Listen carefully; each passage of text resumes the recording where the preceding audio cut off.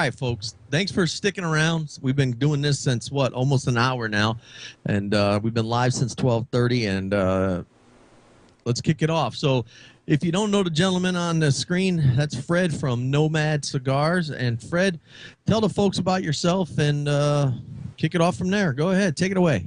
Well, obviously, I am a technological guru. No, my background for several years has really been kind of marketing and consulting on companies on marketing. Did the corporate thing for a long time, probably about 15 years ago, started working for myself. I've taken a lot of hobbies and turned them into businesses, and then either, expanded the businesses or sold them. So the last one that I could think of anyway that I had never really turned into a business was cigars. So I've been smoking cigars for, I guess 15 years now. Enjoy a lot of different ones. I have a lot of friends now that are in the industry and kind of were very encouraging. So it just seemed like the next thing for me to try. There were just numerous delays that we can talk about as to, what it takes to start up a cigar company now. Mm-hmm. Well, let's do this, Fred. Let's talk. I know Mike and I'm not sure what you're smoking. Mike and I are both smoking your Renegade, so why don't we start off with that line? Okay. Well, the initial ones, the ones that are public right now are all the same blend for the most part. Some of the percentages are slightly different to allow for something different. I don't know if you can see me on video now. You guys are both frozen. No, we can't see frozen. You have a nice smile, though. But just nice keep smile going on your face, so you're good. You do. Oh, good. All right. Yeah, I didn't get that. Well, both of you guys are frozen too. So, but the blends are, the fillers are all Dominican with the exception of a Nicaraguan Ligero in there for a little bit more bite. Dominican binders and Ecuadorian Habano 2000 wrapper. So that's exactly what you're smoking right now. Like I said, the percentages change a little bit. We had what I had launched with, which was the very first cigar, which was what we call the limited edition, because we really didn't think we could produce it efficiently enough in mass, which was the large Perfecto, which we had nicknamed the Fugitive. And it's a very difficult cigar to roll from the standpoint is that not a lot of rollers can do it. And the ones that can, basically, they can roll 2 to 3 other cigars of a different size in the time it takes to do that one. So we kind of launched with that one being an LE from the very beginning. So other than a slight different change in percentage, you're really talking about the same across the line. I have some other ones that get away from the Habano. I've been getting a lot of requests for Connecticut. But I didn't want it on this because it wasn't as simple as just throwing a Connecticut wrapper on the same blend, because everything changes with the Connecticut wrapper. Now, you also do sales directly online at your website. We do. It's not the intent long term. Matter of fact, that's one of the things that the retail launch to retail stores really didn't start until 2 weeks ago. The initial launch of the company did that only for a purpose of being able to test the blend, get it out there, get some reviews, get some feedback, see what sizes people wanted. I have no desire to be in the online cigar business whatsoever. I think there are people out there that do it. They do it very well. I don't have a problem with my cigar being online. I just want to make sure that it's not deeply discounted. I really want to protect the retailers. I think that that's really where the backbone of the industry is. And so we just started the retail launch 2 weeks ago, and the initial phase is to start pulling off states off the site or locations off the site where there is a retailer, and just say, you know what, there's a retailer in your area, please go visit them. They're probably going to have better pricing than I'm going to have online anyway. But probably even sooner than what I'll do is I'll probably just pick 1 or 2 online entities and just push anybody that comes to the Nomad site, just push them to the other online retailers, if you will, and not be on Nomad at all. I don't think it's a massive conflict since we're not undercutting retailers, but I think it's a different message. So we want to go ahead and just really remove that off the site altogether. Yeah, I'd like to hear that about the brick and mortars, about helping to protect them. There's so many times you see cigars getting so deeply discounted at some places that it just, I think it hurts the brands themselves in the long run. Yeah, I took a real good look at that. It's interesting. I mean, the last couple months, because we've had very open communication with retailers and trying to understand their mentality of that versus online, and their big thing really seems to be, it's price. If you're going to sell to a retailer at whatever price.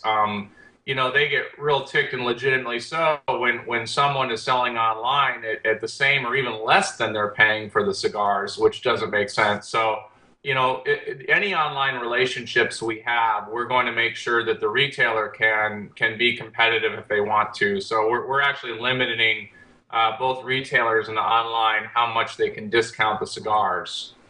See, and that, Cool. I liked how you phrased that too. You're going to make it so that they can compete if they want to. I know there's so many times people think that some brick and mortar's pricing has to be this, has to be that, and everybody else is just undercutting them. When in the fact they might be able to lower their price to compete, they just don't want to. Yeah, I think that's true. I think a lot of cases that, I mean, it's difficult to say, you walk into a brick and mortar in one state and they have a very, I'll say, very reasonable tax. You can walk into other states and they are taxed very heavily, and that may give the online a little bit more of an edge. But I think more importantly, what I found is that, I don't know that they're necessarily, the brick and mortar and the online salespeople are really competing over the same exact customer as much as they may think they are.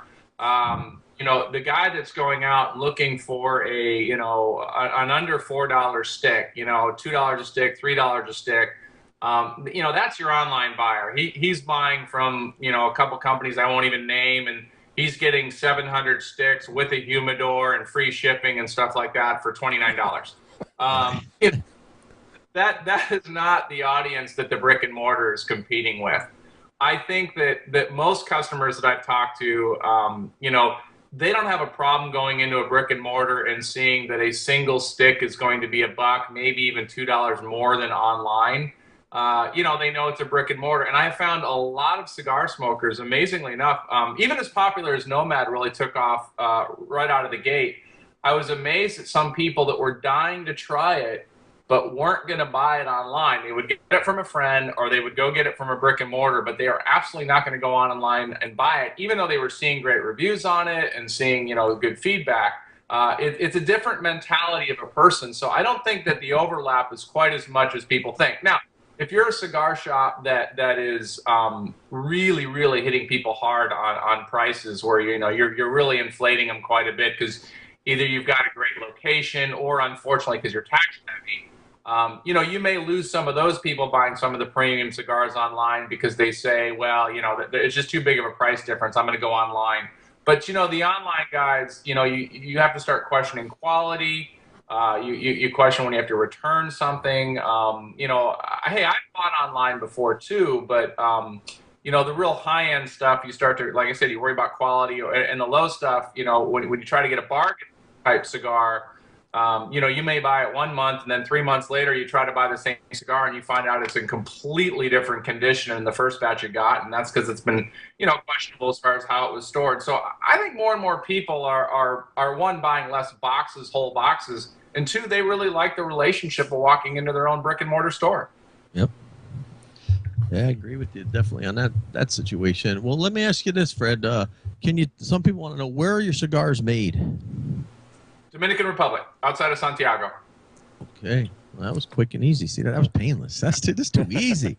Well, what we didn't get into, what I meant to ask you, how'd you come up with the name Nomad and your Twitter name @Godfather? Okay, two separate stories. But let me go back real quick to the Santiago thing.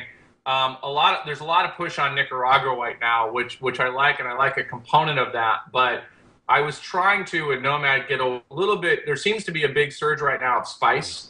Everybody's trying to spice up things a lot more and more and more and more. And so I didn't want to go down that road, which is probably why I stayed away from the Nicaraguan tobacco as much as I did. Second, I just love Dominican Republic. I love the Santiago area. The people are absolutely amazing. It's a very strong sense of family and the heart and soul that they put into it. And I realized as I say that, when I first heard somebody tell me that in those terms, I thought they were an absolute dork. I really thought, I was okay, great, the heart, and they put their heart is poured into the soil, and and I thought that was the absolute stupidest thing. But I got to tell you, when you go down there and you see it firsthand, if you go down to like just visit there or go to Pro Cigar in February, which is an awesome event for smokers, you really do see that. So on to the next part of the question. The Nomad name, I was trying to come up with a name and offer something unique, and I was given by a good friend of mine telling me that it's always better to have your name on it, so a Rocky Patel or an Abu Yabazian or something like that, and I'm like, well, with the name Red Rewey, that ain't happening. So it's just not a cigar name. So I really tried to think of something that was going to embody, it was a little bit of me and a little bit of what I thought cigar smokers were. So Nomad came to mind because for myself, I love to travel. I ride motorcycles. My wife rides motorcycles. We'll ride from here to Sturgis. We'll go to Europe. We spent a lot of time in Italy and traveled all throughout Europe several times. So I liked something that was a little bit showed movement or travel to it. And then how it applied to cigar smokers is I look at there are really two different styles of cigar smokers. There's the one that we go down to the local smoke shop, and there's, you just know that there's a core group of 20 guys, and on any given night there's going to be 7 or 8 of them there at least. You're going to solve the world's problems in 4 to 5 hours. You're going to go home. You're going to talk to your spouse after 6 hours of smoking, and she's going to say, "What'd you talk about?" And you're going to say, "Well, nothing." And women have no concept, and I shouldn't generalize, but for the most part, the non-smokers have no concept how we can sit there for hours and hours and hours and hours and actually talk about nothing, but we'll solve the world problem. And that's a social setting for a cigar smoker. So, you might go to another town and you're looking for, hey, what smoke shop's in there? And when you walk into there, you could be next to somebody making $1 million, next to a guy that's making $12,000, next to a guy that's unemployed. And at that moment, you're all equal in the cigar world, and you're all sharing an equal opinion in whatever conversation's at hand. And so I look at it as nomadic from the standpoint is that you can pick up out of one city, go down to another city, walk into a random cigar bar, and you're going to see the same characters or representation of the people you see for your own hometown. So if you've got a guy that's an absolute smartass and loves sports, you're going to go find another one of those guys in another cigar bar and go, wow, that's just like so-and-so. So from a nomadic standpoint, they've got that. The other part of it, though, is a lot of times nomads are very individual. And I look, the other part of the cigar smokers, there's like huge number of cigar smokers that don't have that shop near them, or it's too far. And sometimes, even if you're that character, you walk in and you go, you know what, I don't feel like going down the shop. I'm just going to light up a cigar by myself, be very reflective, sit out on the deck, or, go into my man cave and basement or whatever it is and light up a cigar and just think about life myself. And I don't need everybody to solve the world's problems. I'm going to do it myself, or I'm going to think about my life, or I'm going to think about the next project I want, or something like that. So I wanted something that had a little bit of that movement. And then that's why in the logo, I actually had the wings, which kind of represented movement, and then above the wings is actually a compass, which kind of represented more so, which direction do you feel like going at this point? And we forgot to tell you before the show, I have a picture of your logo right next to you up in the live feed, so everybody can see exactly what you were talking about there with the wings and the compass there. Okay. Yeah, I'm real happy. The logo came out, pretty much what I was trying to instill in that. As far as the Twitter name Godfather, that's actually a biking. I rode motorcycles for years. I still ride motorcycles. It just became a nickname. It was originally Godfather spelled out, which I thought was incredibly pretentious. Cigar industry, and that just kind of came along for the ride because I had the Twitter account and people kind of had that name. I switched it to Godfadr, which kind of made a parody of itself as opposed to suggesting that I was the Godfather, if you will. Right. So it became a parody of itself, almost like Marlon Brando playing himself in The Freshman, so kind of poke fun with it, but still be along that lines, and it just kind of worked. Now, a lot of people have talked about that you're the first one to do that with, with Twitter on the band of the cigar. Now, have you thought about anything? I mean, with the other social media out there, I mean, LinkedIn, Facebook, all this other, do you foresee any of that showing up on your bands in the future, or are you going to stick mostly with the Twitter? I will not make the band into a billboard or anything like that. I ran into two very well-known cigar makers at IPCPR last week. Both of them had heard the name, and they were looking at me and say, "Well, you're the guy that came up with Twitter on the cigar band." I said, "Yeah." I said, "That was friggin' genius." One other guy told me a while back, says, "Well, if your cigar fails, you'll at least get credit for changing something in the cigar industry." So I've got that going. So, that's nice. Happen. And answer your question, no, I have no interest in Facebook and all that other stuff being on the band. Twitter came really, I had some blends. I didn't even have bands yet. I had blends that I was playing with. I was sitting at a local cigar place. We're smoking cigars. I met a guy next to me that was from Tennessee, and I talked for a while, and I gave him one of my cigars, and he lit it up, and I went inside, and I came back out, and I got a little notice on my phone on Twitter or whatever like that. And this guy had looked me up on Twitter by my name, not by Godfather, said, hanging out with the Godfather, smoking the cigar, and posted a picture of it all on Twitter. And I thought, wow, I said, all those people that are there smoking by themselves, or, if you don't know what Twitter is and you look at the band, you think, I have no idea what that is. I mean, I guess that's just somebody's name. But the Twitter guys see it, and it really took off. All of a sudden, it initiated conversations, and, if someone goes on Twitter right now and says, I'm smoking a Nomad, and somebody says, oh, they're great. And somebody says, oh, I haven't tried one. The next guy, I got 5 guys jumping in at that point going, oh man, you got to try it. It's really good. So it really was kind of a fun conversation. Now, I've consulted for really, really big businesses on social media and never found a fit for Twitter. It's never made sense. It's all this conversation. I've got 1,700 people I'm following. My board is like, you blink and it says you've got 700 new tweets up there to read, and, everything gets lost. This was the first thing that I found, this is a fun conversation.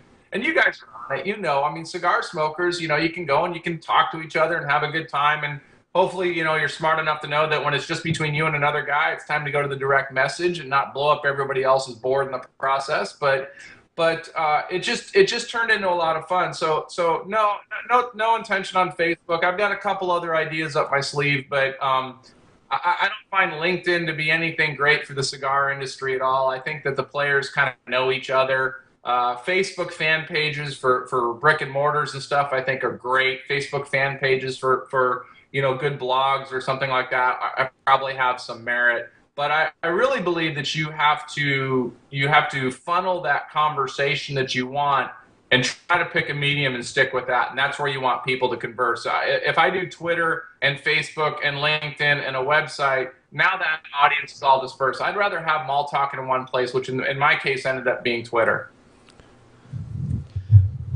Well, speaking of social media, we're on the Twitter kick. How have you seen Twitter help you get your name out there in your cigar company? Has it helped? Has it hurt? Oh, it's been phenomenal.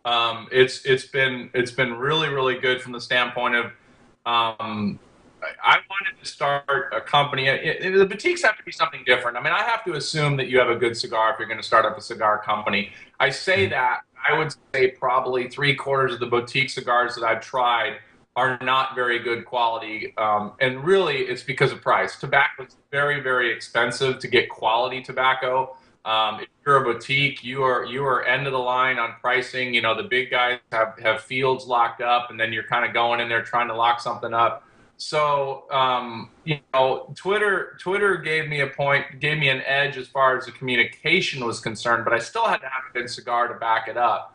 I think the other boutiques out there, they're trying on that, but I tried to get it out there and let that conversation go where it was. But when I was starting it, assuming a good cigar, I wanted to have people to have access to me, and I know that sounds stupid from a startup, because of course they should, but I'm amazed how many of these boutiques, you kind of know the guy behind it, but they're not having that conversation. every order that goes out, I hand sign cards. I usually throw something stupid in the box if they order a couple boxes or something like that. I've got these stupid lighters from China that are watches, and I get a lot of stuff from Cigar at my own cost. I mean, I'll buy cutters and lighters, and I'm big on Cigar cutters. I think they're really good, and I'll throw the box. The box will get sealed up, and I'll think, I think I just lost $4 on that order because I threw in that cutter or whatever it is. But I wanted to have that conversation. I was really interested in the beginning, particularly because I wanted feedback. And going forward is I want to have that relationship with people. Some of the cigar makers that I've been fortunate enough to hang out with, Avo is a very good friend. We smoke cigars. We go to different events together, and I watch him interact with people and see how he responds, how he engages. I look at Manuel Quesada, and he does the same thing. Guillermo Leon, to some extent, when he's at live events. You look at Matt Booth. You look at Pete Johnson. You look at people that really interact with the crowds. And I wanted to make sure that I had that. The question was, could I do that a little bit on Twitter? And I did. And like I said, I mean, I think that I have raving fans on Twitter only because I really care about their experience. I'm their fans as well.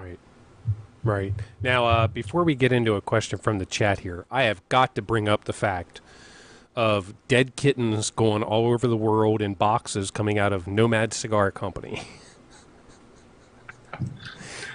Oh, the kittens. You know what? I'm actually trying to find now some sort of stuffed kittens or something I can throw in boxes because I think there's something there if I get little nomads on them. What happened was there was an interview about, I don't know, I guess it's about 4 or 5 months ago now, that someone asked me, because they heard about me throwing odd things in a box, the lighters and the cutters and the watches and stuff. And they asked me, what was the strangest thing you ever threw into a box? And I was just being a smart ass. And I said, well, probably a kitten. And so, we laughed, whatever like that. Well, laughter doesn't show up in the text portion of when they put it online and put out the article. So immediately you've got some people within a week just pissed off that he's putting kittens in there. So then you've got, animal advocates coming forward and upset. And then so then there has to be a clarification story. So from another group, so the clarification story, the question was, did you in fact put a live kitten in a box and mail it to somebody? And I said, a live kitten? I said, no, I did not put a live kitten in a box. So then I thought it was dead kittens, and then it just kind of ran from there. So it was kind of fun. A big misunderstanding, and one that was not dispelled soon enough by me, nor did I have any desire to dispel it any sooner. So I think, like I said, I need to go find some stuffed kittens or something and just start throwing them in the boxes. If I can get little cigar kittens or something, I don't know, little kittens smoking cigars, then I'll get hassled for giving kittens cigars. At least you're trying to have fun. You're honest. If they can't appreciate a sense of humor, then have a cigar and relax. I guess. I don't know. Too many people are too tight. Too tight. They're too all upset and looking for something to be the next thing to pick on. And you must have been it at the time. That's okay. Like I said, I'm just having a good time. I mean, there was no reason to start this if it wasn't going to be fun, because it's tough. I mean, it's tough. I mean, one of the delays I had was boxes, just getting boxes. I mean, if I had to do it all over again, I think I'd make more money starting up a box factory for 6 months than I ever did in cigars. But, you have to enjoy what you do, and it has to be fun. I think that's why our name has kind of gone out there faster than most boutiques or maybe faster than it should have. But you can have a good time with it. Yeah, absolutely. I mean, hey, any publicity is good publicity. That's right. That's why when we send anything out, we send pornography, but it's just a naked picture of Mike. So Oh God, thank you for not sending. Sometimes I have a Speedo on. Yeah, your club, because you're the only one I can see your video, Michael. You're actually moving, so I can see your video fine. So thank you for keeping clothes on. Well, let's take a question from the chat room. Foozer's got a question for you, Fred. He wants to know, what was the hardest part of breaking into the cigar biz and your biggest break? That's a good question. The hardest part was probably getting two things. One, the boxes, as I mentioned, that was a big delay, boxes. But that's a small detail, so I wouldn't even count that. I would say getting quality tobacco. with some consistency, nailing down some contracts and pricing. 7 years ago, it wouldn't have been a problem because you could walk into a store and say, look, I want this stick to sell for $12 to $14. Now there's a lot of quality sticks under the $10 mark. And so to be a startup and not have a long-term contract with the tobacco fields and your, in your warehouse and all the other stuff, it's very difficult to get quality tobacco. So like when I said, not to pick, I'm not going to name any other boutiques, but some of them you smoke and you're like, wow, if you just spent a few more dollars, you could get, much better tobacco, but they're looking at the margins on there. Right.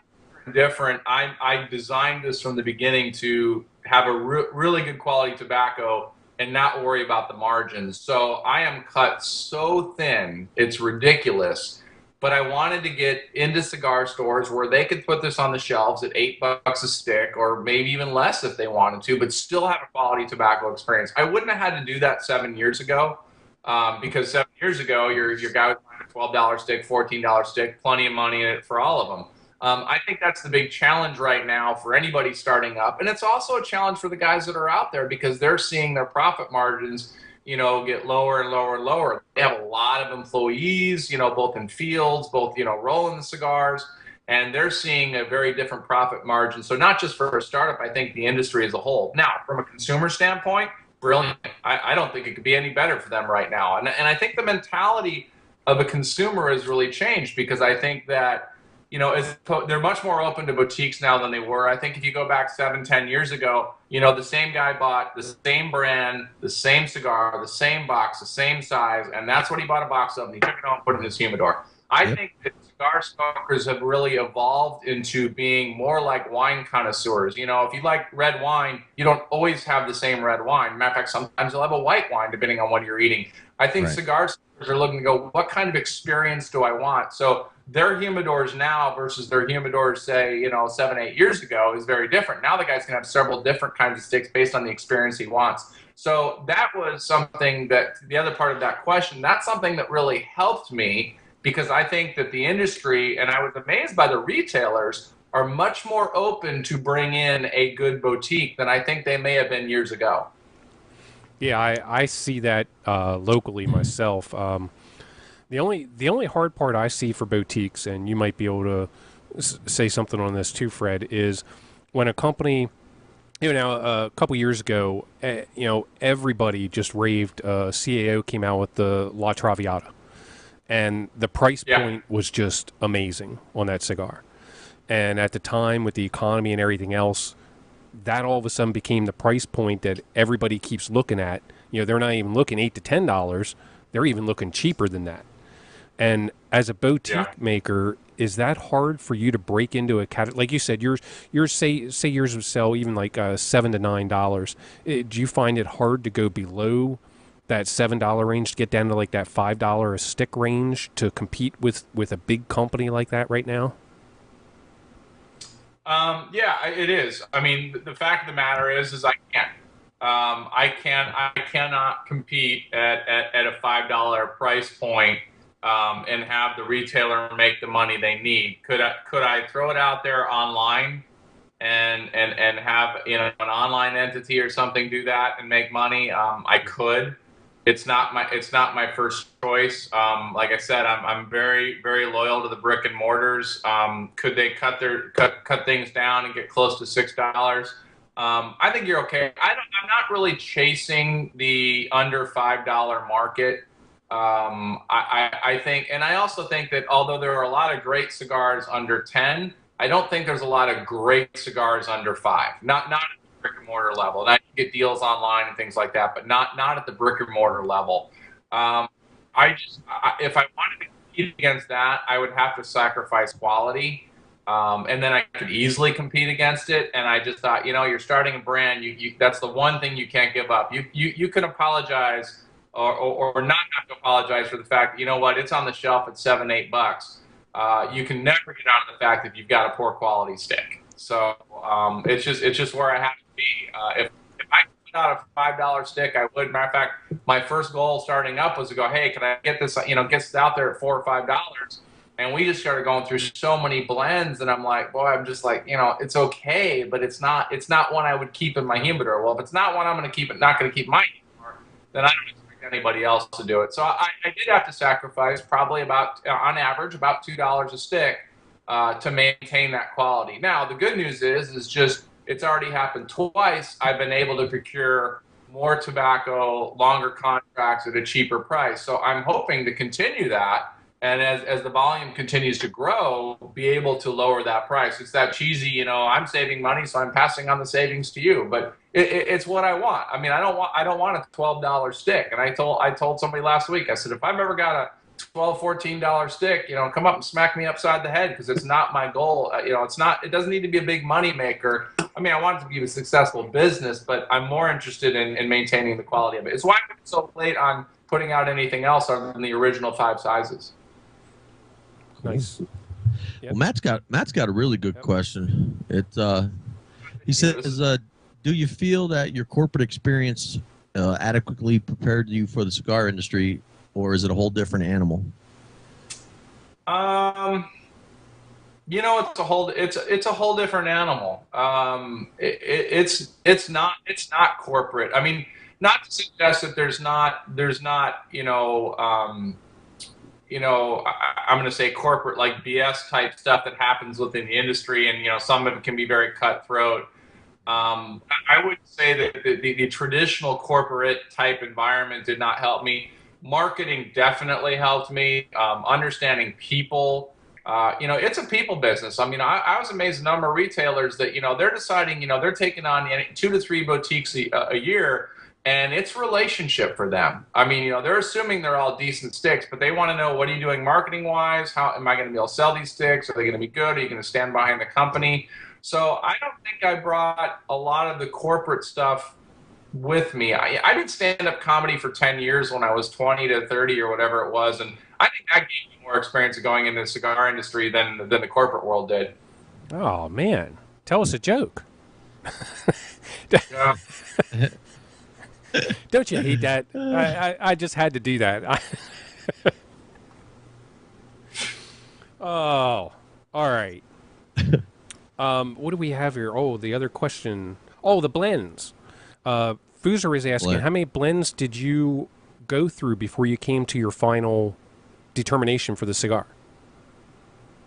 2,423. No, I'm kidding. I'm like, damn. It's a lot of work. Actually, not too many, because I was given put in touch with somebody that is a very good blender. So I think he saved me a lot of time in doing some of that. So it was really more playing the style. Most of the decision when sampling different cigars and everything, and actually the same thing I'm going through right now is trying to decide what the next ones are to add to the line. Was really trying to, with this line anyway, trying to push the medium level. What I wanted I wanted a cigar that, someone who normally gravitates to a milder cigar would be okay making this move, and someone that's a medium smoker would go, wow, okay, this is a nice full cigar. A lot of the Connecticut guys, look at it and go, oh wow, this dark wrapper. Well, the Habano 2000 isn't really a dark wrapper. It's not a Maduro, but it scares a Connecticut person. And everybody that I've given it to that's been a mild smoker is like, wow, this is pretty good. And it's kind of why I haven't gotten away from the Ecuadorian Habano 2000, because I like that little bit of sweetness. And even though it's just the wrap, you take that out of the picture, that cigar completely changes. So, a lot of it's really trying to figure out how to keep that medium pushed up there, but not add the spice that everybody's adding in right now. Spice is huge right now. Everybody's got that harsh kind of, spice that if you don't have really, really aged tobacco, it gets to be a whole spice fest going on. And I didn't want that. I wanted to bring something a little bit different that was a little bit more of the earth tones, a little bit more of the chocolate, a little bit more of the coffee, if you will. But that's real remote because I don't like coffee. But, so I wanted to, so in a nutshell, I don't think I had to go through as many. I would say I probably played with like 50 different types of things, blends, but it was pretty close right out of the gate. It was more tweaking it. Okay. Now, Cool. Foodie asked, and I can answer this first off for him. He asked if you have a Maduro, and no, he doesn't right now. But are you planning a Maduro for the future? I do not have a Maduro planned right now. I have tested a couple of Maduros, and I don't dislike Maduros. I actually like them.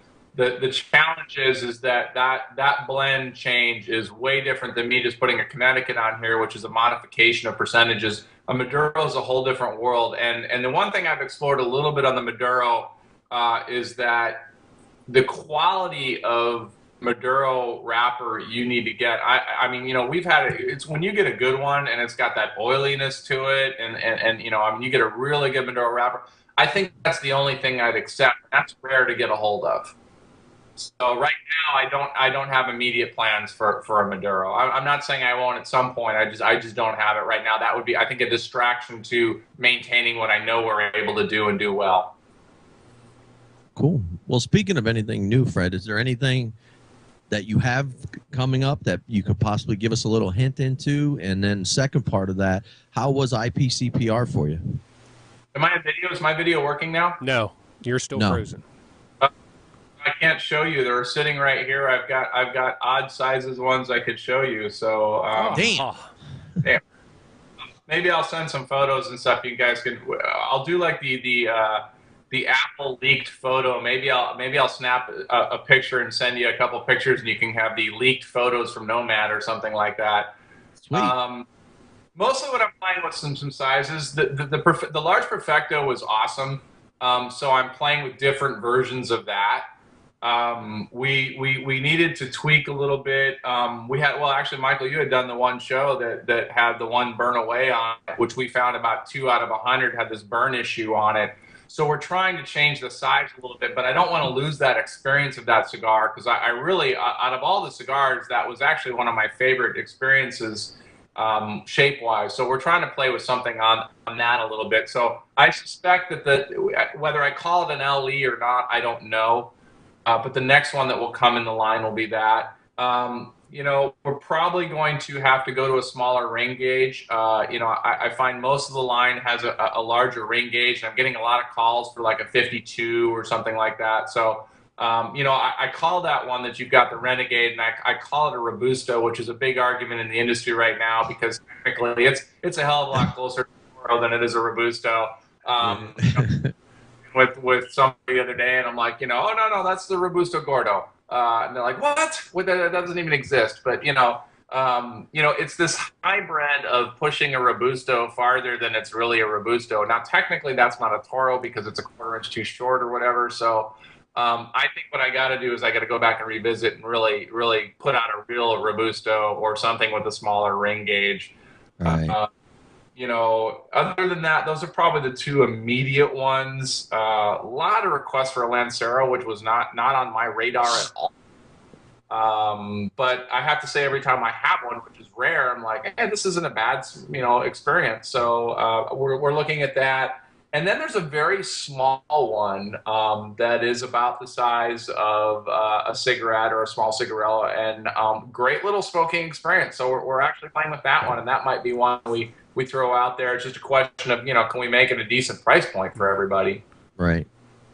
What was the other question? It was how was IPCPR for you? Oh, it was great. It was great. I was literally torn on whether to have a booth or not.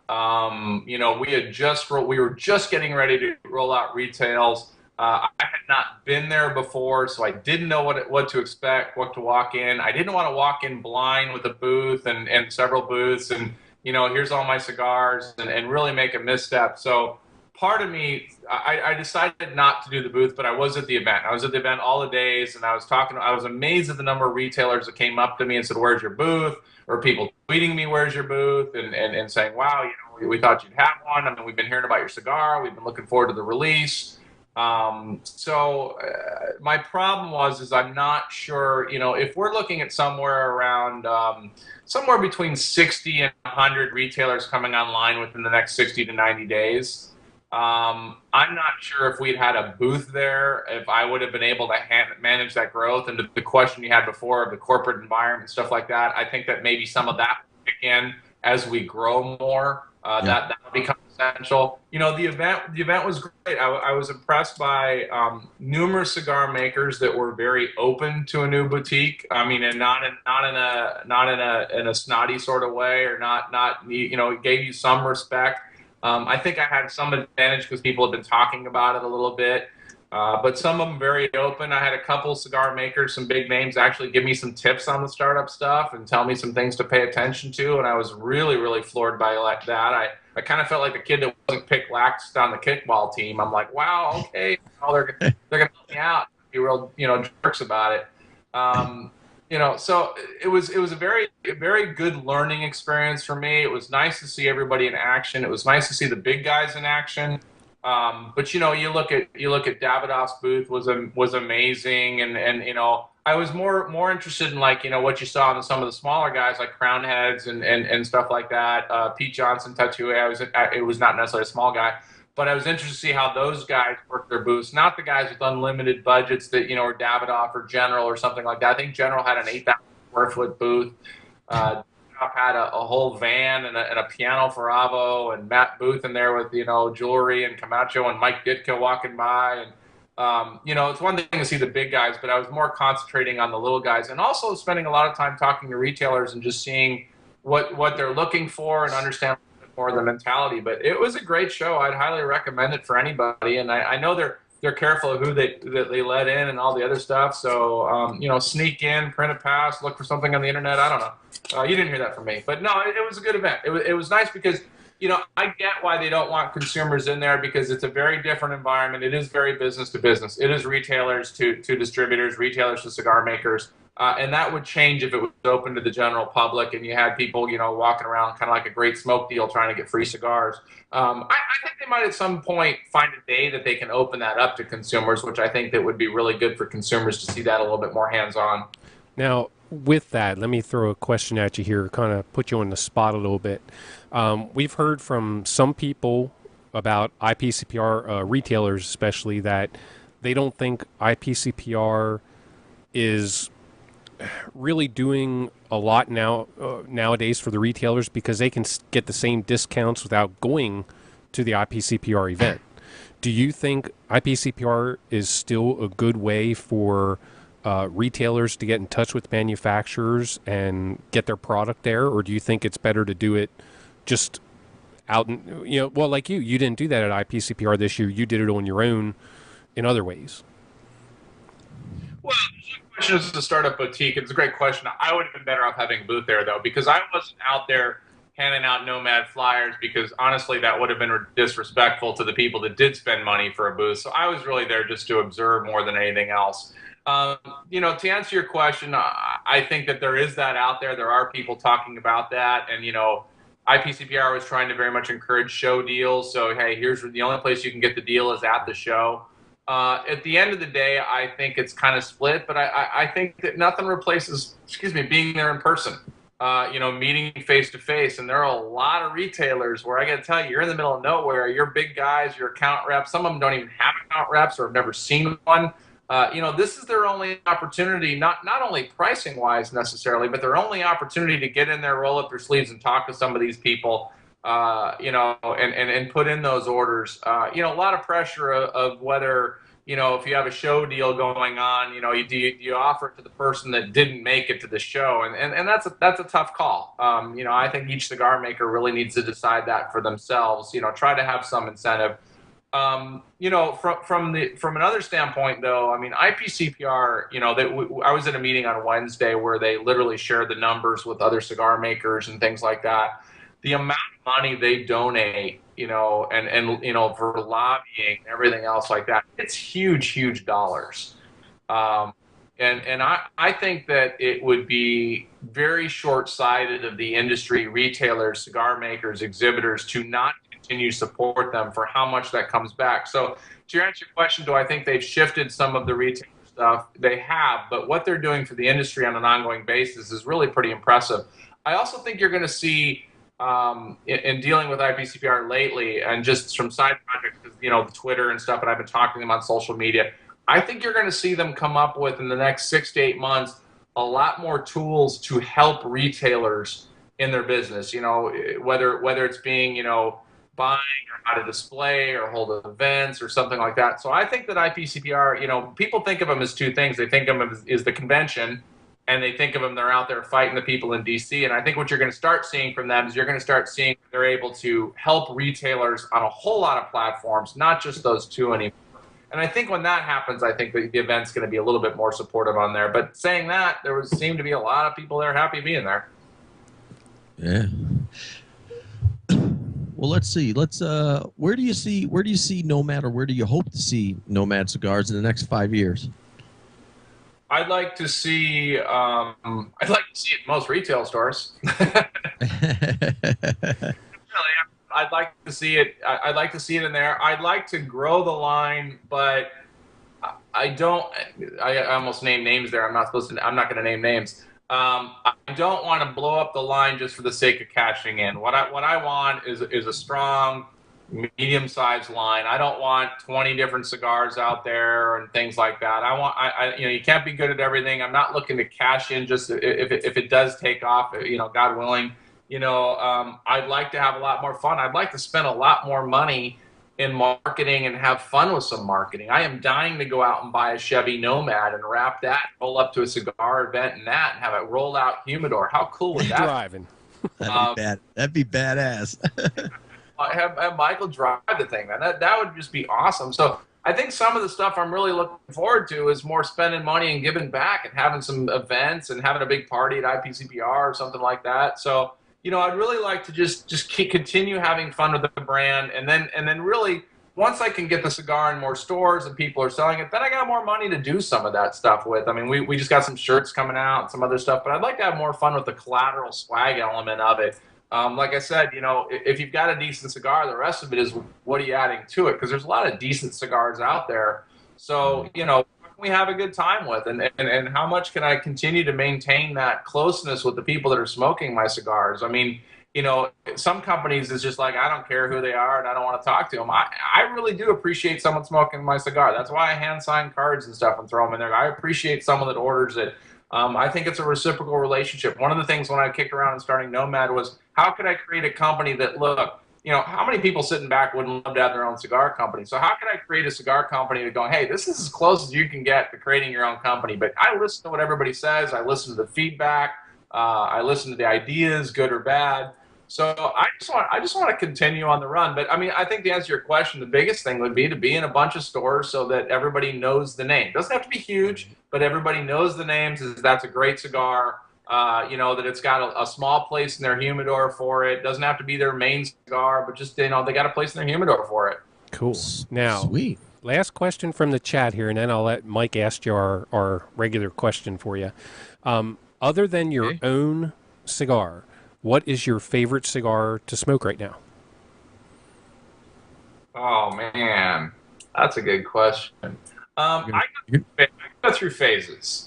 So, and I have to say the pre-qualifier to that is that right now I'm privy where I wasn't to a year ago. I get a lot of cigars that aren't on the market, that will never be on the market from other cigar makers. So I have to say that I'm smoking a lot of those because I can, and I think it's really cool and they're good.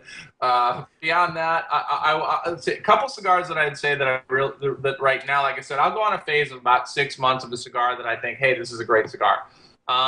Really liking the Alec Bradley Tempest right now. I think that's a great stick. I think it's a great stick for the money. For whatever reason, and this is probably going to wipe out anybody that considered trying my stick at this point, but I'm not afraid to throw it out there. I think the Macanudo 1968 is a great stick for the money. It's kind of made its way into my golf bag. It's not my favorite stick by any means, but it's one that's been in there. I still have the some Avo anniversary ones that I love. The Campanero, I think, is probably the best Avo anniversary stick ever. The Trompetta, which is the new one, I'm just letting lay down for a while. Let's see, what else? I'm trying to think what else is in the humidor right now. See, if I had the laptop, we would walk over to one of the humidors and start opening the drawer. Let me think. I have a lot of Rocky Patel 90 and 92s that are older when it kind of had that little bit oilier leaf to it. So I like those a lot.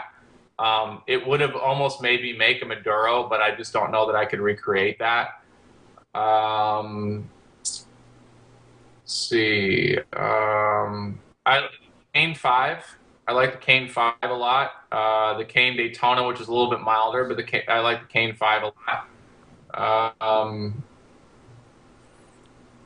Jonathan Drew's got a couple out right now. I really think the Feral Flying Pig, I think is great. I think the T52 is pretty good. So a couple from Pete Johnson. So that's about what I've kind of been rotating through. But lately, honestly, last several months, like I said, I've got some private ones that have been given me, and I've been going through a lot of the ones that we've been testing. So, but I like to break away to another stick, and I'm always looking for good bargain sticks. Cool.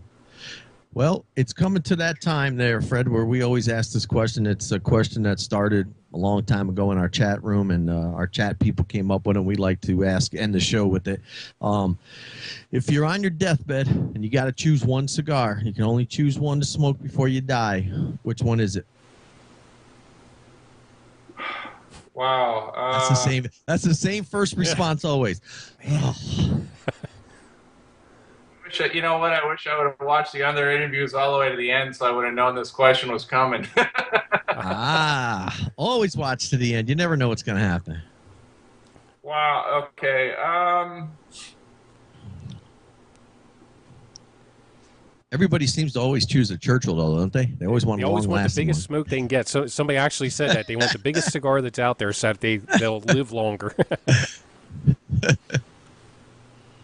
That's a great question. I won't say anything as cliche as one of my own, because that's just, although if I wanted to remember the experience of starting the company, then I would light up one of my own and remember what I did. Right. I'd probably go with the Cuban cigar. Okay. And I would probably go with the either the Cohiba Vihique or the Ingenio. Yep. One of those two. I would probably have to make it one of those two. Nice. I think whichever one was within reach. I think I could live with any of those, or die with any of those. I guess is the cases here. Right, you're gonna die. Yeah. You're not gonna live. You're gonna be gone. That's it. Yes. Because clove cigarettes weren't one of the options, right? Yeah. No, I'm good then. Any of those three. Yeah, I hate to be as cliche as go back to the Cuban, but a really, really good Cuban is good. Sure. So, one of those three. Okay. All right. Well, listen, Fred, we're at that time here where we end the show. We want to thank you. Is there anything we didn't touch base on that you want to touch base quick before we let you go? No, I mean, I want to thank you for having me. You guys cover a lot of gamut, a lot of cigar makers, and I really appreciate you giving me the time. It's a small startup. I'm having fun with it, and at the end of the day, despite the Twitter and the kittens and all the other stuff, I say give the cigar a shot. Let it speak for itself. I think it's a solid smoke, and we're continuing to improve it and continuing to tweak it a little bit. But I think we're off to a good start, and I appreciate the support, and I appreciate the support of what you guys are doing here too. Absolutely. We were glad you came on. Hopefully next time we can have you on, we can have we'll figure out this damn video issue. Yeah, it's weird because now I got both of you on video for the last 20 minutes. Could see you fine. Yeah, it's crazy. Well, listen, Matt said if you want those pictures of what you got coming out new, if you email them to stogie411 at stogie411.com, Matt will add them into the video as we're talking about it. They're just going to be blank without bands, but you're kind of getting a little idea of the sizes. Cool. Okay, yeah, just shoot that over, and we'll be happy to edit it right into the video. Put some sort of like little ruler so it looks like that secret, photo that, someone smuggled out of a factory or something. That'll work. That'll be good. All right. Well, Fred, thanks so much for taking the time out. We really do appreciate it. Mikey, don't forget, you're the one's going to have to end the call. You're controlling it. So thanks, Fred. Thank you very much. We'll have you on again. See you. All right. I am controlling everything here. Okay, Mike and I should be on the screen right now. Hopefully. And because we did different things here to make sure that we could do this. So anyway, Great show. I like having the boutiques on. What about you, Mike? Yeah, no, I definitely agree. It's nice to hear the viewpoint and the startup and everything of these little guys, instead of always, focusing on the big guys, which, we like talking to as well. But it's really nice to get these boutique and small guys on. And he seems like he's got a plan. He seemed very informed and seemed like a nice guy. So I wish him well. I want to thank everybody in the chat room before we head off and let everybody know that our next show is next Saturday. We're actually doing another back-to-back show. We're going to have Christine Morgan on. She's in the chat room. And it's going to be our IPCPR show. Christine was there, and she's going to go over hopefully everything that's coming out. We're going to chat about it. Not that you've probably seen it on 100 other sites, but stop by next Saturday, 1 p.m. Eastern Standard Time, and sit back with us, have a smoke, relax, and let's find out what's going on. So that's all I got till next time. Again, I just want to thank everybody. Yeah, it should be a good show with the IPCPR. I mean, it's going to be a laid-back show. We're going to just be talking things going on, things coming up. You can ask your questions of Christine because we told her she has to know every single thing about every single cigar that's coming out new. So, absolutely, she'll be able to answer anything you need. So. Anything.